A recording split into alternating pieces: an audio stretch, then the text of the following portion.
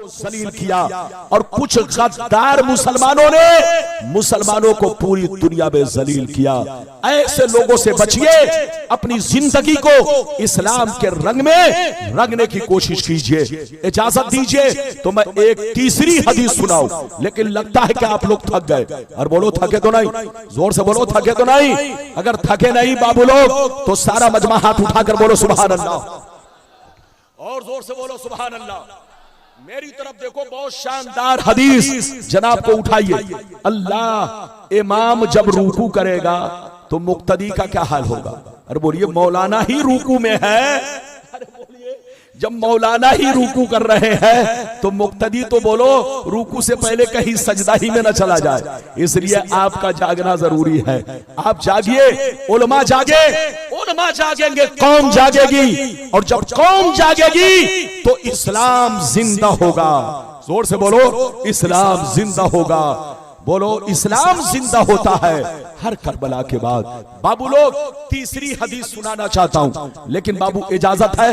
जोर से बोलो, इजाजत है? इजाजत है तो बहुत शानदार हदीस इधर देखिए। मिशकात शरीफ जिल्द अव्वल बाबुल कबायर सफा नंबर 17 की हदीस सुनो। अन अबी हुरैरा रदियल्लाहु तआला अन्हु क़ाल क़ाल रसूलुल्लाह सल्लल्लाहु तआला अलैहि वसल्लम इज्तनिबू सबअल मुबिकात क़ील वमा हुन्ना या रसूलल्लाह फ़क़ाल अश्शिर्कु बिल्लाह वस्सिहर व अक्लुर रिबा व अक्लु मालिल यतीम व क़त्लुन नफ्सिल्लती हर्रमल्लाहु इल्ला बिलहक़ व तवल्ली यौमज़्ज़ाफ़ व क़ज़्फ़ुल मुहसनात। नबी ने इरशाद फरमाया, 7 चीजें ऐसी हैं जो तुम्हें हिलाक कर देंगी, तुम्हारी नस्लों को बर्बाद कर देंगी, तुम्हारा वजूद दुनिया से मिटा देगी। इसलिए 7 चीजों से जरूर बचो, तौबा करो। नबी फरमाते हैं 7 चीजें ऐसी हैं जो तुम्हें हिलाक कर देंगी, तुम्हें बर्बाद कर देंगी। इन 7 चीजों से जरूर बचा करो। औलाद को बचाया करो, अपने भाइयों को बचाया करो, अपने पड़ोसियों को बचाया करो। सहाबा ने अर्ज किया, वो 7 चीजें क्या है? तो नबी ने इरशाद फरमाया, अश्शिर्कु बिल्लाह, अल्लाह के साथ किसी को शरीक ठहराना। ये पहला नंबर, अल्लाह के साथ किसी को शरीक ठहराना।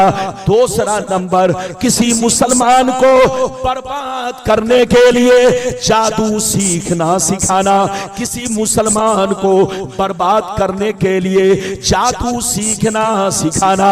तीसरा नंबर, किसी गरीब मुसलमान की गुर्बत की वजह से उनके पैसे से सूद खाना, उनके पैसे से रिश्वत खाना, उनकी मदद ना करना, उनको कर्ज ना देना, बल्कि उनके पैसे से सूद खाना, उनके पैसे से रिश्वत खाना।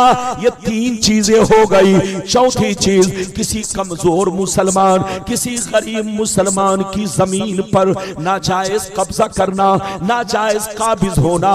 चौथी चीज, ये चौथी चीज है। 5वीं चीज सुन लो, किसी मुसलमान का कत्ल करना, किसी मुसलमान का खून बहाना।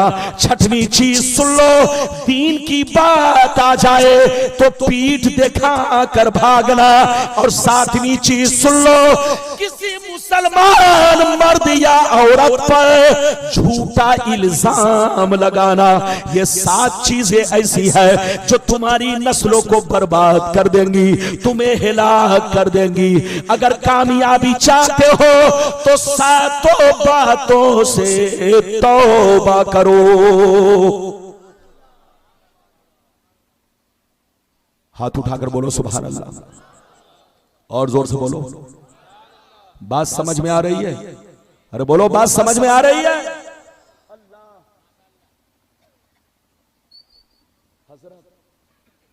हजरत भी रुकू कर रहे हैं, बहुत थके हुए। आंखें देखिए, चेहरा देखिए, इधर देखिए। आप लोग थके होंगे खेती किसानी में, लेकिन ये बंदाए खुदा जो थका है तहरीके दीने इस्लाम में। अरे जोर से बोलो। इनको फिक्र है कि हमारा इलाका कब सुधर जाए, इनको फिक्र है कि इलाके के मुसलमान कब सुधर जाए। आलिम हो तो ऐसा हो, जिनको दीन की भी फिक्र हो, मुसलमानों की भी फिक्र हो। मेरी दुआ है अल्लाह ताला हजरत के सदके में, मौलाना अनवार के सदके में पूरे इलाके को पुर अनवार बना। अरे जोर से बोलो, अनवार के सदके में पूरे इलाके को अल्लाह ताला क्या बनाए, जोर से बोलो, पुर अनवार बनाए। माशाअल्लाह।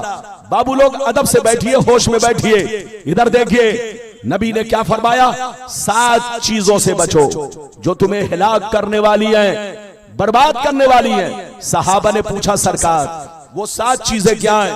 तो नबी ने फरमाया 7 चीजें ये है। पहला नंबर अल्लाह के साथ किसी को शरीक ठहराना। दूसरा नंबर किसी मुसलमान को बर्बाद करने के लिए जादू सीखना सिखाना। तीसरा नंबर इधर देख, किसी गरीब मुसलमान की गुर्बत की वजह से, इधर देखो, उनको कर्ज ना देना। वो बेटी की शादी कर रहा है, बेटा की शादी कर रहा है, उसको पैसे की जरूरत है कि हमारा पड़ोसी मदद करे या कोई हमारा भाई कर्ज दे दे, मैं अदा कर दूंगा। लेकिन कोई कर्ज देने के लिए तैयार ना हो, बल्कि उसके पैसे से सूद खाने के लिए तैयार हो। ऐसा मुसलमान, उसको बर्बादी से कोई बचा नहीं सकता। पैगंबर फरमाते हैं गरीब मुसलमान के पैसे से रिश्वत खाना, सूद खाना, उनकी मदद ना करना। और चौथा नंबर उनकी जमीन पर नाजायज कब्जा करना। पांचवा नंबर किसी मुसलमान का खून बहाना। छठवां नंबर दीन की बात आ जाए तो सीना नहीं दिखाना, बल्कि अपनी पीठ दिखाना और पीठ दिखाकर भाग जाना। और सातवां नंबर किसी मुसलमान पर झूठा इल्जाम लगाना। ये 7 चीजें ऐसी हैं जो तुम्हें हिलाक कर देंगी, तुम्हें बर्बाद कर देंगी। तौबा करो, तौबा, अल्लाह से माफी मांगो और अपने बुजुर्गों की जिंदगी देखो, बुजुर्गों के नक्शे कदम पर चलो। आज मुसलमान, खुसूसन हम सुन्नी मुसलमान, अपने गौस की याद मनाते हैं, गरीब नवाज की याद मनाते हैं, आला हजरत की याद मनाते हैं, सरकार मुफ्ती आजम हिंद की याद मनाते हैं, अपने असलाफ की याद मनाते हैं, मगर उनकी जिंदगी को भूल जाते हैं। बोलो, उनके नक्शे कदम को भूल जाते हैं। उनकी जिंदगी को याद रखो और अपनी जिंदगी को उन्हीं की जिंदगी के रंग में रंगने की कोशिश करो। इधर देखो, अल्लाह वालों की तरह जिंदगी गुजारो। अल्लाह वालों ने भी बच्चे पैदा किए, अल्लाह वालों ने भी कारोबार किया, अल्लाह वालों ने भी पैसे कमाए, लेकिन उनकी जिंदगी हमारी जिंदगी अलग है। इधर देख, हम बंबई जाते हैं, पैसे कमाते हैं, तरक्की करते हैं। आपका बेटा जब तरक्की करता है, आप तरक्की करते हैं, तो आपकी ख्वाहिश ये होती है कि हम भी टाटा फैक्ट्री खोले, हम भी बोलो कोई कंपनी खोले, हम बहुत बड़ा कारखाना खोले, हम बहुत बड़ी फैक्ट्री के मालिक हो जाए, बहुत बड़ा ताजमहल बनाए। आप पैसे कमाते हैं, आपकी नियत ये होती है, मगर अल्लाह वालों ने पैसे कमाए, उनकी नियत क्या थी सुनिए।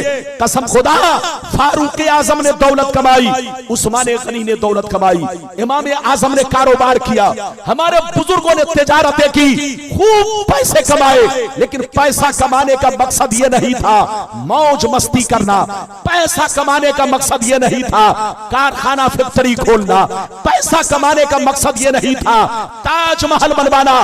पैसा इसलिए कमाया ताकि उनका पैसा अल्लाह की मखलूक के काम आए, अल्लाह के दीन के काम आए, मस्जिद के काम आए, मदरसा के काम आए, गरीबों के काम आए, अल्लाह के दीन के काम आए। कसम खुदा, ये अल्लाह वालों की जिंदगी है।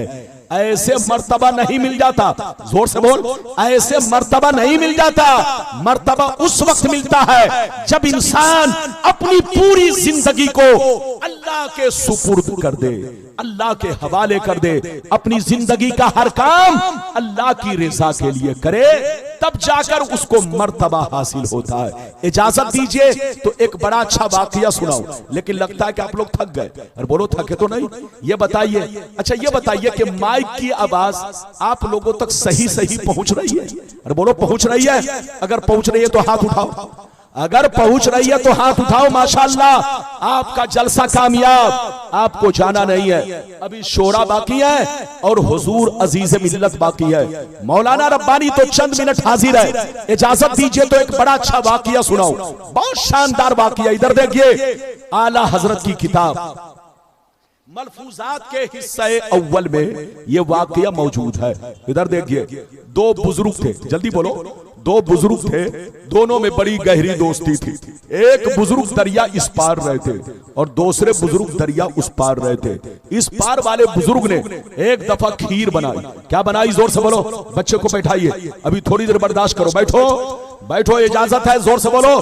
दोनों बुजुर्गों में बड़ी गहरी दोस्ती थी। एक बुजुर्ग इस पार रहते और दूसरे बुजुर्ग दरिया, जोर से बोलो, दरिया उस पार रहते। इधर देखिए, दोनों में बड़ी गहरी दोस्ती थी। इधर देखिए, इस पार वाले बुजुर्ग ने एक दफा खीर बनाई। क्या बनाई? जोर से बोलो।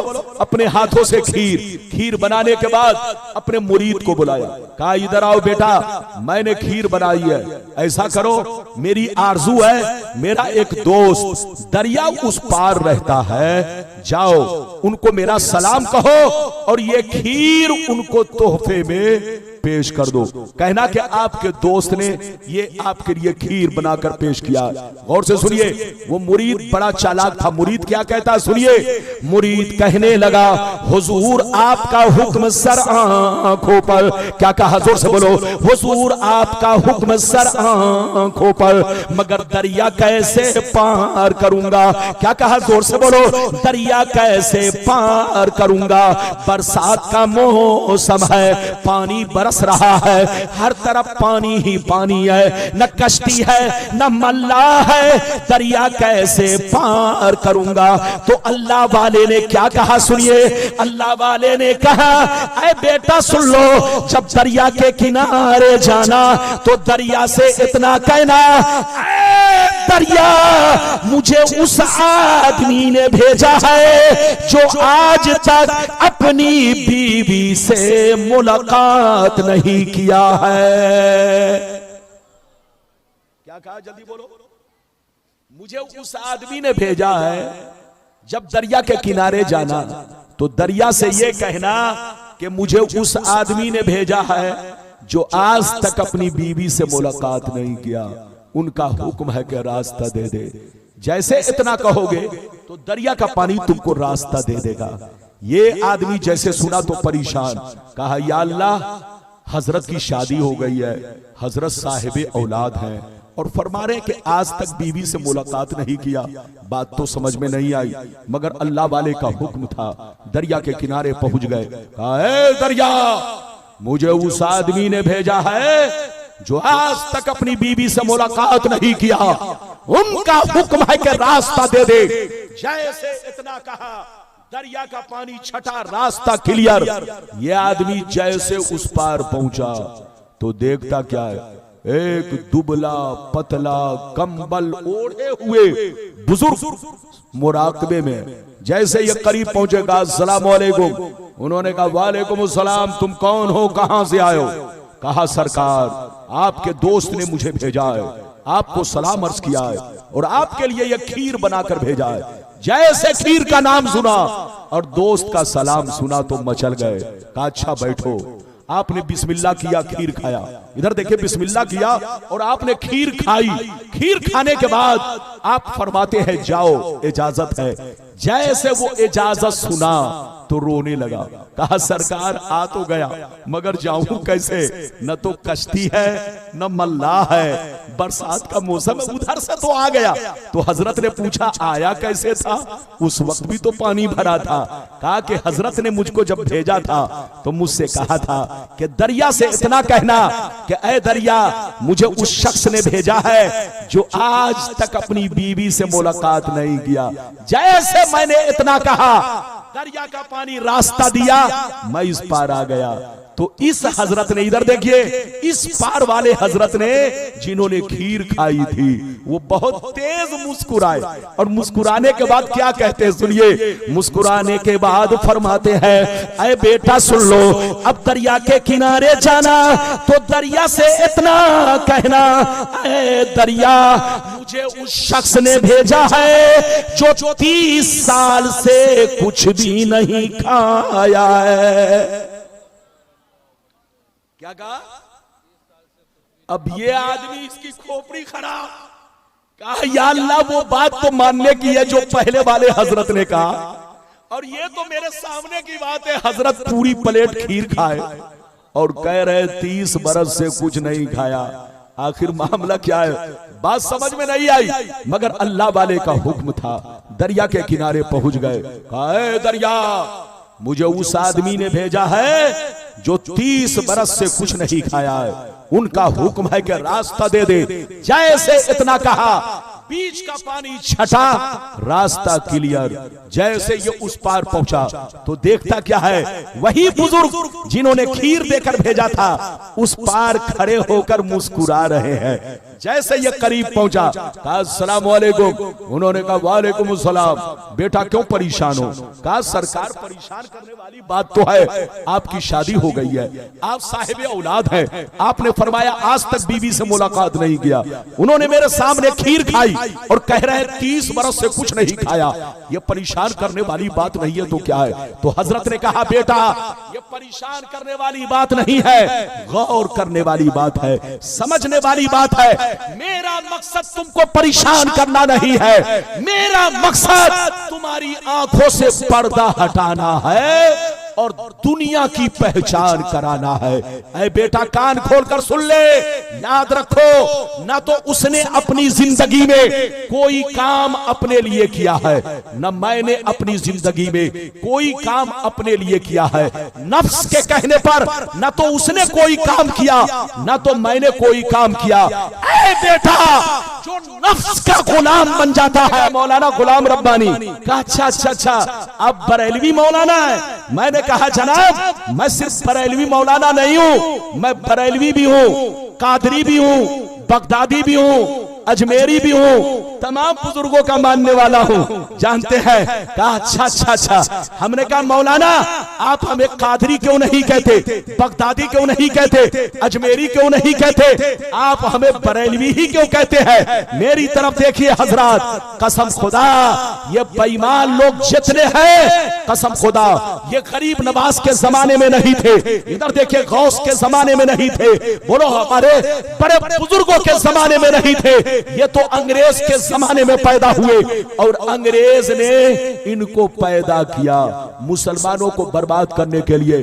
अंग्रेज ने तक़वियतुल ईमान, अरे बोलो जैसी किताब अंग्रेज ने लिखवाई, अंग्रेज के इशारे पर इस्माइल देहलवी ने लिखा, जिसका बाप दादा सुन्नी, जिसका लकर दादा सुन्नी, जिसका बोलो मुफ्ती मौलाना सुन्नी, पूरा घराना सुन्नी, उसी सुन्नी बाप की ये बोलो इस्माइल देहलवी औलाद अंग्रेज के कहने पर किताबुत तौहीद का तर्जमा हिंदुस्तान में तक़वियतुल ईमान के नाम से पेश किया, जिसमें बहुत सारी ऐसी बातें लिखी जिसने मुसलमानों में फितना पैदा किया, मुसलमानों में बंटवारा पैदा किया, मुसलमानों को तोड़ कर रख दिया। इसलिए याद रखो मसलक आला हजरत इन तमाम फिरकों के दरमियान एक बहुत बड़ा फर्क है। फर्क, इस फर्क को रखना चाहते हो तो मसलक आला हजरत के झंडे के नीचे रहो, अपने उलमा का साथ देते रहो, अपने उलमा का सपोर्ट करते रहो, अपने उलमा के कांधा से कांधा मिलाकर चलते रहो और अपने कुरान और हदीस को मजबूती से थामे रहो। इसी में कामयाबी मिलेगी, इसी में भलाई मिलेगी और इसी में हमारी तरक्की है, इसी में हमारी फलाह है। आज भी हो जो बराहीम ईमा पैदा आग कर सकती है अंदाज़े गुलिस्ता पैदा। वो जमाने में मुअज़्ज़ज़ थे मुसलमान होकर, आज हम खार हुए तारीके कुरान होकर।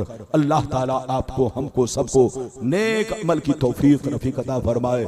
बोलिए, अपनी मस्जिद को भी आबाद रखिए, अपने घर को भी आबाद रखिए, अपने दिल को भी आबाद रखिए। मस्जिद आबाद होती है इबादत से, घर आबाद होता है कुरान की तिलावत से, और दिल आबाद रहता है अल्लाह रसूल की मोहब्बत से। वो मुसलमान कामयाब है जिसकी मस्जिद भी आबाद, जिसका घर भी आबाद, जिसका दिल भी आबाद।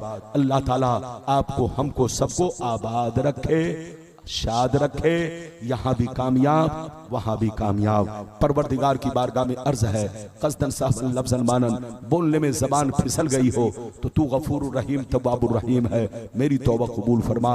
हक पर कायम रहने की तौफीक दे, हक बोलने की, सच बोलने की तौफीक दे। इंशाअल्लाह फिर मुलाकात होगी, इजाजत दीजिए। अस्तगफिरुल्लाह, ला इलाहा इल्लल्लाह मुहम्मदुर रसूलुल्लाह सल्लल्लाहु तआला अलैहि वसल्लम। जलसा अभी खत्म नहीं हुआ, एक भी उठकर नहीं जाएगा। ये नहीं कि रब्बानी साहब